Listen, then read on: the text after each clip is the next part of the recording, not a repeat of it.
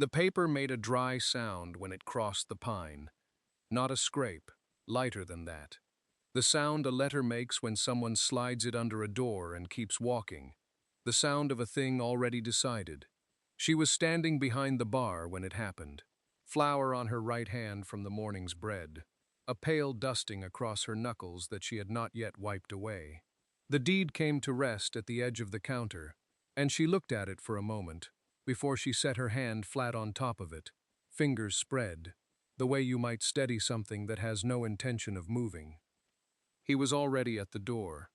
He did not look back. His hat was on, and he had somewhere to be. The stockyards east of town, same as most Tuesdays. And the gesture he had just made was not, in his understanding, a gesture at all. It was an administrative correction.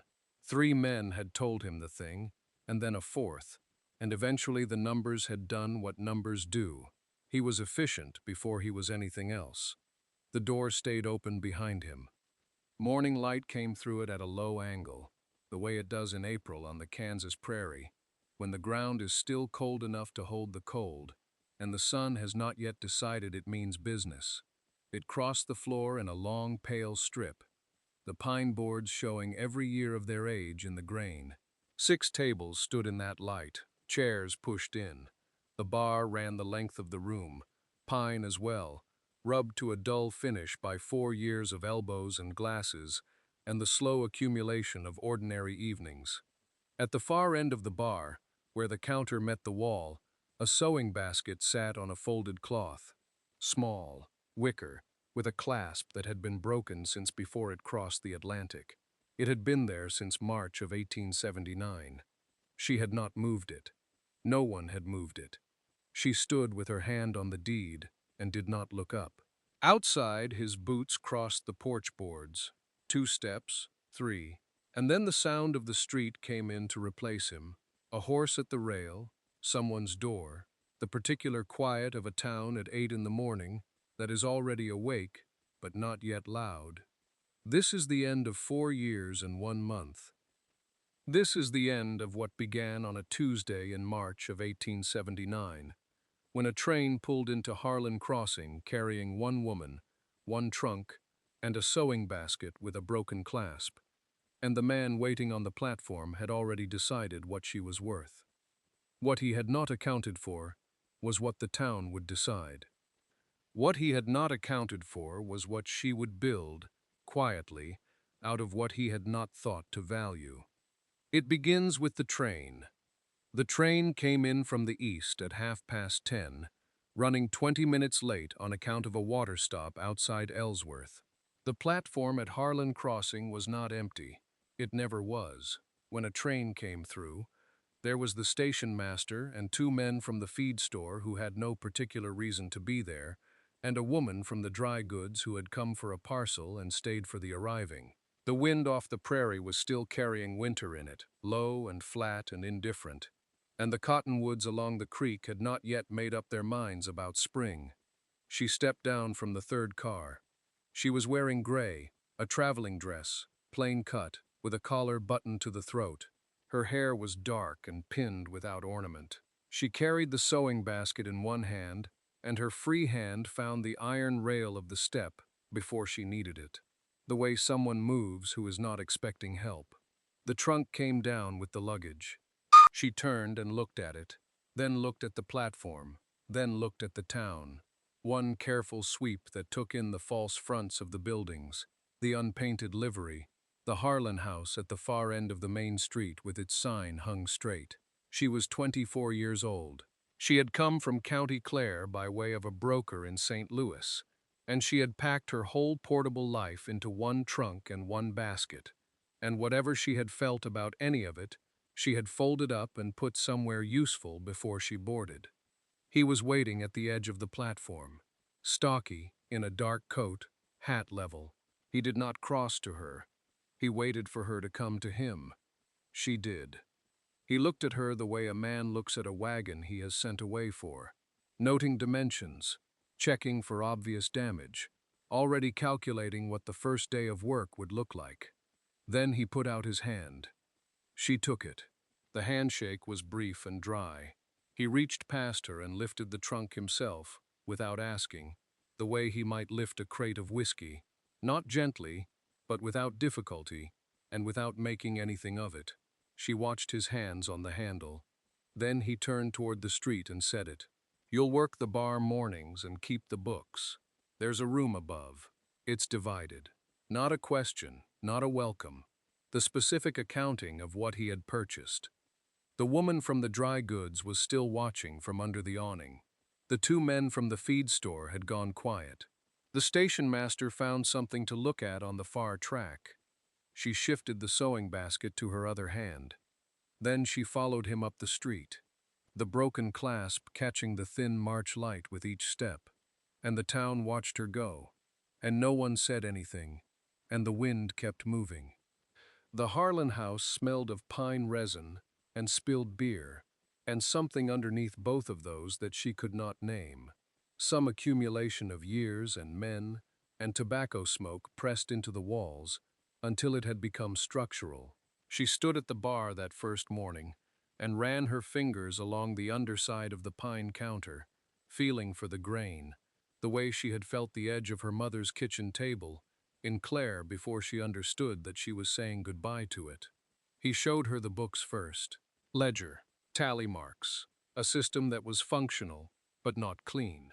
She did not comment on it. She looked at each page the way she had been taught to look at things she would need to remake, patiently, without visible judgment, already filing what she found. He showed her the bottles and where they were kept and which went to which table, and what the men ordered on weekday evenings versus Saturday nights. He did this quickly, without looking at her face, to see if she was keeping pace. She was. By the end of the second day, she could name every man who came through the door by his drink. By the third, she had the books reconciled to within 4 cents, and had found the discrepancy, a column that had been running short since October, without mentioning it aloud. She simply corrected it. She slept behind the curtain at night and lay still and listened to the building settle. The upstairs was small. The curtain was wool, deep brown, and blocked the light but not the sound. She could hear him when he rose early. She learned his schedule before the end of the week, the specific order in which he did things, and how long each took. On the fourth day, while he was at the stockyards, she went into the storage room.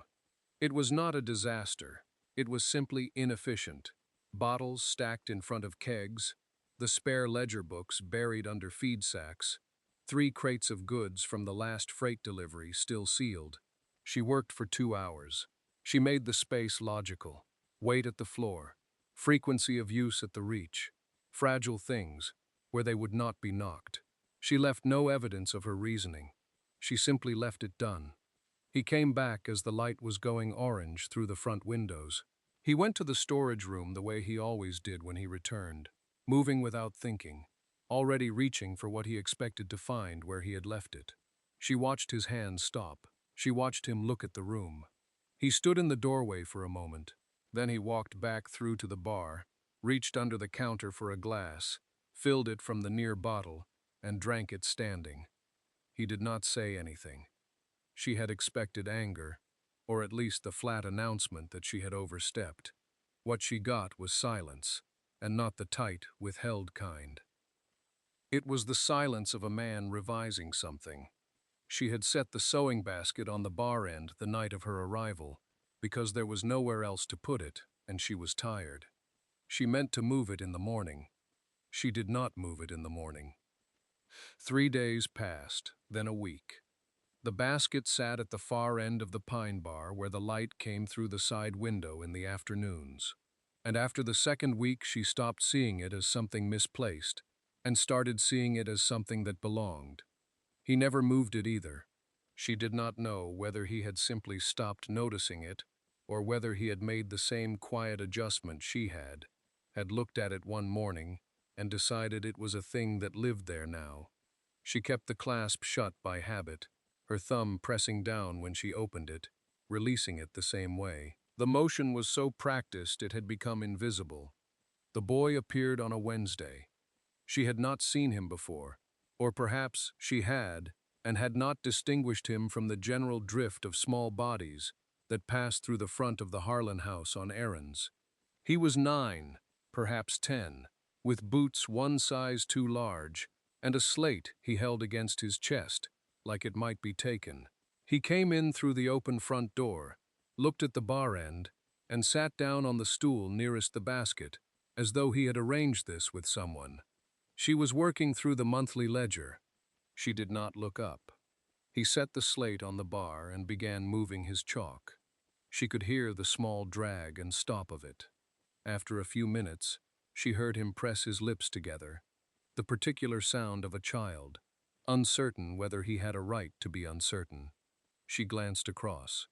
He had written the letter E with its curve going the wrong way, a small reversal that looked confident, which was worse.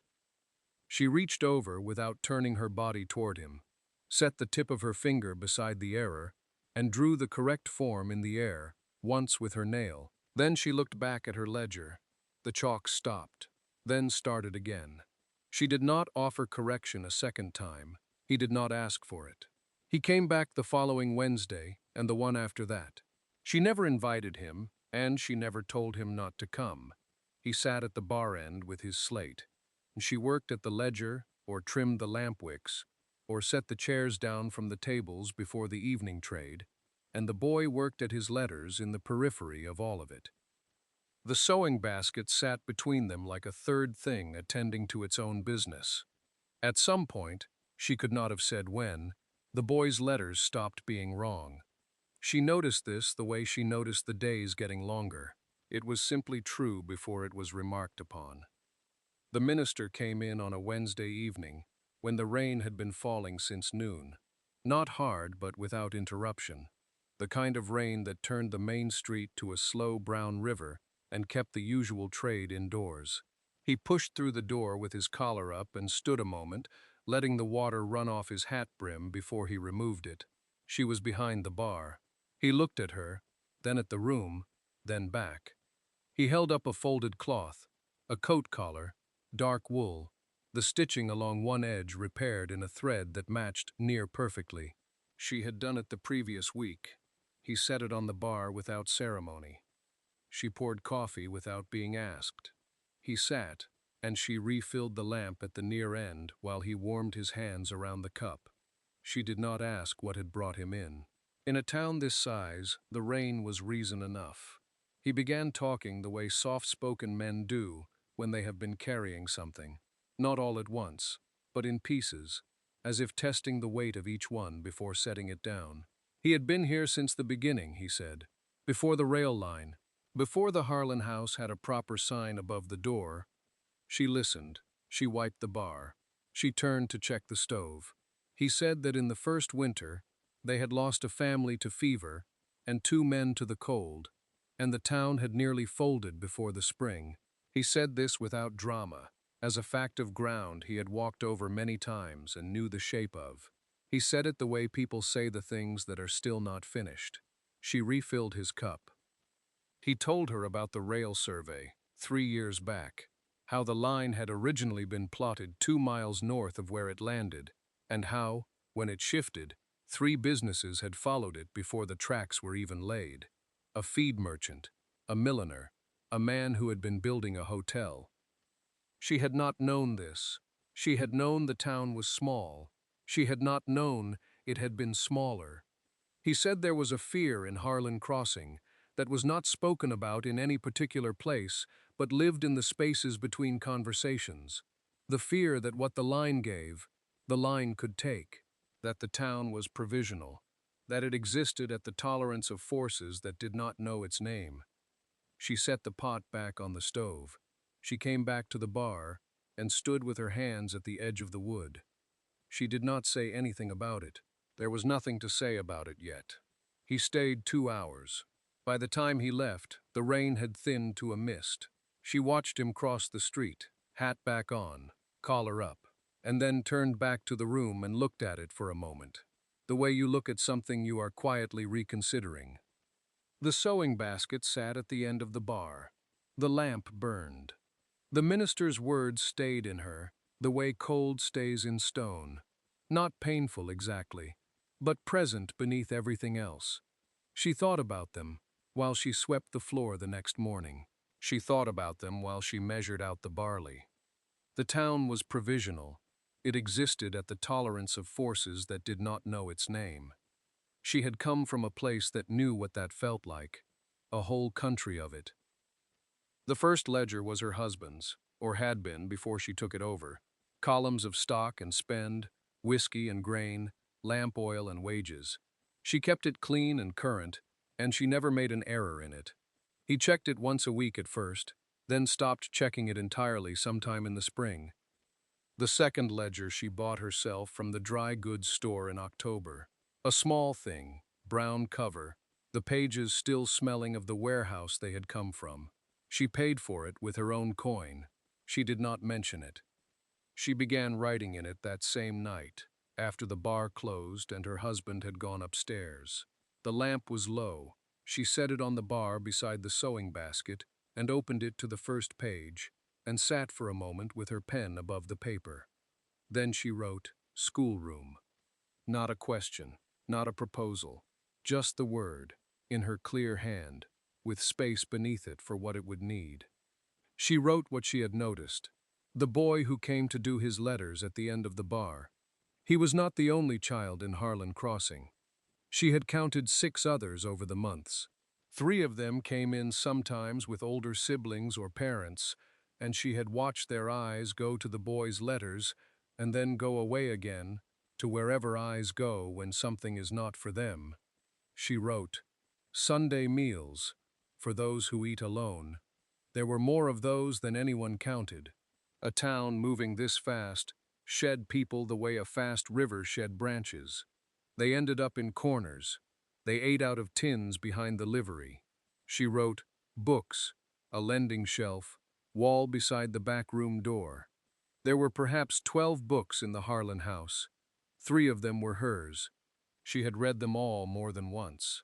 She had watched men on long afternoons stare at the wall the way men stare at walls when they have nothing to do with their minds. She wrote for perhaps 20 minutes. Then she closed the ledger and set it under the bar beside the first one, on top of the spare candles. She did not have a plan yet. That was not what this was. It was more like the thing a woman does before a plan, the naming of what is missing, done quietly in the dark, the way you press a bruise to know where it is. The lamp had burned low. She turned it down. Outside, the wind moved across the Kansas dark, and the town made no sound at all. The fire started sometime after 10. She heard it before she saw it, a sound like wind finding a new shape, low and pressured, coming from the wrong direction. She was already dressed. She crossed to the window, and the sky east of the main street had gone orange. She was downstairs and had the stove going before anyone knocked. He came in from the street at 10:30, with sawdust on his coat and soot on his jaw, and said the dry goods store was gone from the inside out. The walls were still standing. The stock was not. She said nothing. She went to the back room and began moving flour sacks to the counter. He watched her for a moment, then went back out. By midnight, there were 11 people in the Harlan house. By 2 in the morning, there were 20. She fed them biscuits and salt pork and coffee, and did not ask anyone what they needed because she could see it. She kept the stove hot. When the wood ran low before dawn, she sent the boy. He had appeared at the door at some point, wide-eyed, wool coat buttoned wrong. She sent him to the stack behind the livery and told him to take what he could carry and come back. He came back 3 times. The first day passed the way days pass when there is too much to do to notice them passing. She kept count in her head, how much flour remained, how many cups had been poured, who had eaten, and who had only sat. She moved without stopping. When someone tried to help, she found them something specific to do, not to manage them, simply because unused hands in a crisis become a problem of a different kind. The second night, she slept for perhaps 3 hours on the floor of the back room, with her coat over her. By the third morning, the street outside had the particular quiet of a place that has been through something and is not yet sure what comes next. People came and went. The minister sat at a table near the window for most of the morning, not eating, just present. The sheriff stood outside the door for a long time before coming in. She was behind the bar when the dry goods woman came in. The woman had been skeptical of her since the beginning. It was not hostility. It was the particular wariness of a woman who has built something in a place where women are not expected to build things, and who has learned to watch new arrivals with a careful eye. She sat at the bar. She looked at the surface of the counter for a moment. Then she said, "You didn't have to." The words landed plain, not gratitude exactly, something more considered than that. She set a cup down in front of her. The stove was already lit. The dry goods woman wrapped both hands around the cup and did not speak again for a while. Neither did she. The town settled the way a person does after a long fever, slowly, unevenly, with a kind of fragile alertness to its own recovery. The dry goods woman swept out her storefront every morning, even though there was nothing yet to sell. She said it kept her hand in. Supplies were coming from Dodge on the next freight, and the one after that.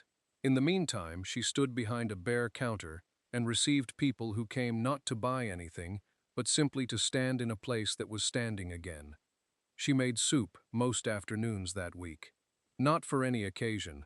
She made it and left the pot on the back of the stove with a ladle hooked over the rim, and whoever came knew they could have some. The boy came every day at the same hour, set his slate on the bar end, and worked his letters while the soup was warming. She did not remark on this. It had become its own kind of arrangement. He watched. He had always been a man who watched. It was the quality in him that had kept the Harlan house profitable through 3 lean winters and a summer when the railroad crews moved on. He knew how a room tilted. He knew where the weight was. What he was watching now was different. People moved around her differently. He had noticed it first the morning after the fire, when the sheriff had come in and gone directly to the bar end where she was standing, without looking around the room first, as if he already knew where the useful conversation would be. The minister did the same thing. Even the dry goods woman who had come in guarded and left with something softened in her posture. It was not that they were deferring to her. It was subtler than that. They were orienting to her, the way you orient to a fire in a cold room without deciding to. She had not done anything dramatic. She had kept the stove burning. She had set cups down. She had said very little, and now the room tilted toward her without her asking. He stood at the far end of the bar one afternoon and watched Holt from the millworks ask her about running a tab. She did not look at him when she answered. She was wiping down the counter, and she simply said, "Leave what you can when you can." Holt nodded and sat down. He had extended credit twice in 12 years. Both times he had noted it in the ledger, with the date and the expected repayment, and a figure for interest. He said nothing.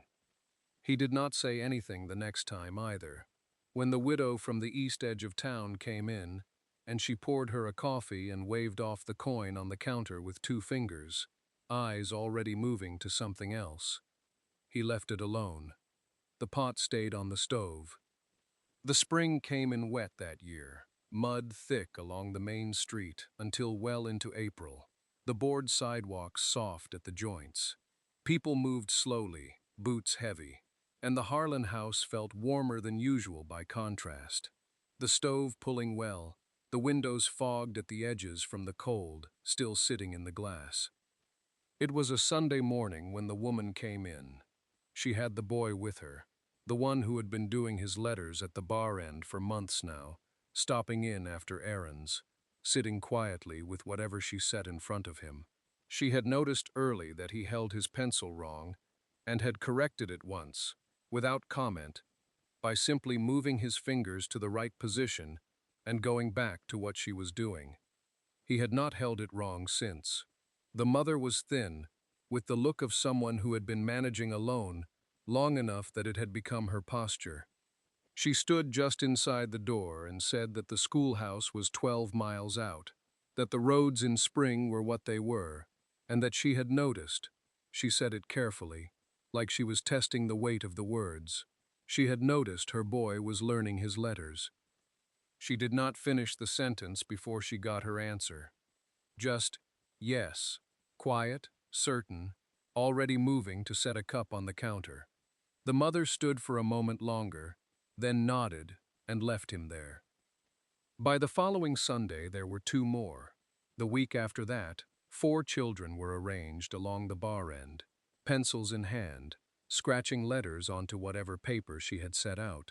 She had asked the dry goods woman for a stock of brown paper ends, the kind used for wrapping parcels. The dry goods woman had sent over more than she asked for and charged nothing for the difference. He came down the stairs one Sunday morning and stopped at the bottom step. 4 children at the bar, pencils moving, the sound of it, the small, deliberate scratching, filling the room under the low talk of 2 men nursing coffee at the far table. She was behind the bar, not watching them, working through the week's accounts in the ledger. He stood there for a moment. Then he walked past them to the back room, came out with a crate of bottles that needed reordering, set it on the far end of the bar, and began counting. He did not say anything about the children. She did not look up from the ledger. The pencils kept moving. Outside, the mud was beginning to dry. The minister came first. He came on a Wednesday afternoon, between the dinner hour and the supper crowd, when the room was quiet and the light came low through the front window. He sat at the bar with a cup of coffee and talked about the town, how it had grown, how it had changed, in ways he had not anticipated when he arrived. He was a careful man with words, the minister, and he did not say it bluntly. He said that a congregation is not only its building, and that a town is not only its charter. He said that he had seen, in his years, certain places become what they were because of a particular person in them, and that when that happened, it seemed right that the arrangement should be visible. He finished his coffee. He set the cup down with both hands. Then he left. The sheriff came Thursday. He did not sit. He stood at the bar the way he always did, one boot on the low rail, hat pushed back. He said he had no business saying what he was about to say, and then he said it anyway, that in his experience, a thing left without a name tended to get taken. He did not look away when he said it. He waited until there was a nod, and then he walked out. The dry goods woman came Friday evening. She came with a parcel of brown paper ends, the same as she sent every week, and she set it on the bar and did not leave. She said, in the flat, direct way she had, "People in this town think of her when they think of this place. That is not nothing. That is, in fact, everything." She tapped the parcel once with 2 fingers, like a period at the end of a sentence. Then she left. He did not go to her. He sat with it for 6 days. He reordered the bottles on the back shelf without needing to reorder them. He retallied figures he had already tallied. He ate the meals she put in front of him and said what he always said about them, which was not much. In the mornings, when the children came on Sundays, he came downstairs, walked past them, found something to count or carry at the far end of the bar. On the 6th evening, he stood in the doorway of the back room for a long moment, watching the supper crowd settle. The room was full, every table taken. She moved between them without hurry, setting things down, lifting things away, and the room adjusted itself around her, the way water adjusts around a stone. He went to bed without speaking. The 7th morning came the way the others had. She was at the stove before the light was full, the bread dough already turned and waiting, her hands working flour back into the heel of her palm in steady rotations. The Harlan house was quiet, the way it only was before 7. The chairs still up on 4 of the tables, the floor swept but not yet walked through. The sewing basket sitting where it always sat, at the end of the bar with its broken clasp facing out. She heard him on the stairs. His step was the same as always, unhurried, a little heavy on the 3rd tread from the bottom. She did not look up. He came around the end of the bar.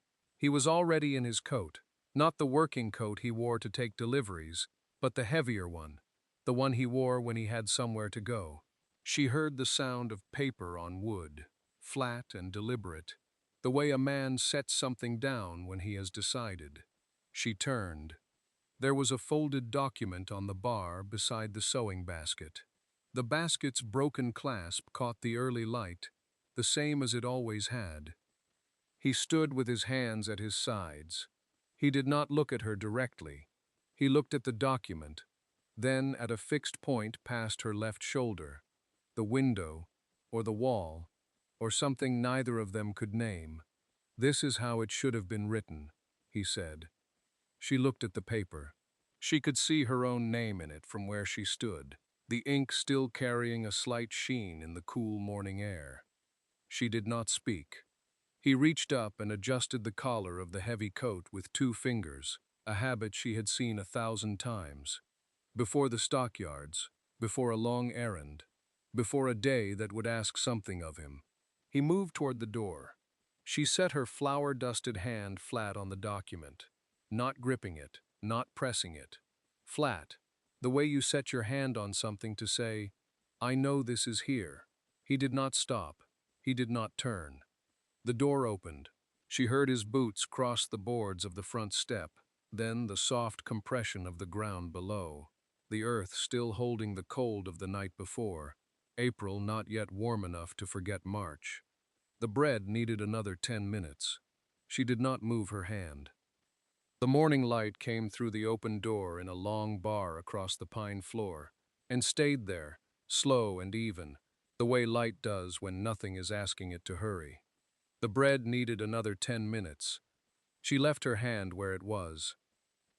The sewing basket sat at the end of the bar, where it had always sat, the clasp still broken, still held shut by the way it rested against the pine, the way a door holds without a latch if the frame is true enough. She had not fixed the clasp. She had fixed everything else. The loose step, the ledger columns that had never been balanced in 12 years, the cracked window in the back room that let the winter in, the habit, slow and unannounced, of setting one more cup out in the morning. She had not fixed the clasp, because some things stay broken, and you carry them anyway. You carry them from County Clare.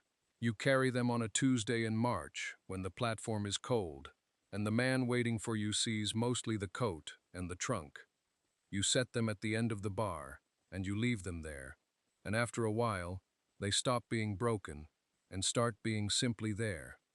Something the room has arranged itself around, without anyone deciding to. Outside, his boots had reached the street. She could hear the distant rhythm of them, steady, unhurried, the walk of a man who had somewhere to be and did not need anyone to know it. 4 years is not a long time in the life of a town. A railroad stop, a dry goods store that burned and came back, a minister who had quietly taken to sitting in the corner booth most Sundays before his own church service, as though here was where he found what he was looking for first. A boy who could now do his letters without being shown. A woman across the street who had been skeptical once and was not skeptical anymore. A town does not choose who becomes its center. It simply arranges itself, the way water arranges itself, and after enough years you can see where the current has been running all along. The morning light held its angle across the pine floor.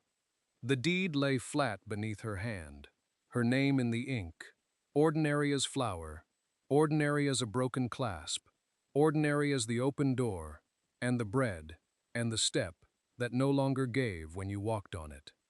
She had not come here for this. She had come on a train with one trunk and a basket, and no clear idea what she was owed. She had not asked for anything she was not given. She had simply stayed at the table a little longer than was required, every day, for 4 years. The light did not move. She did not move her hand.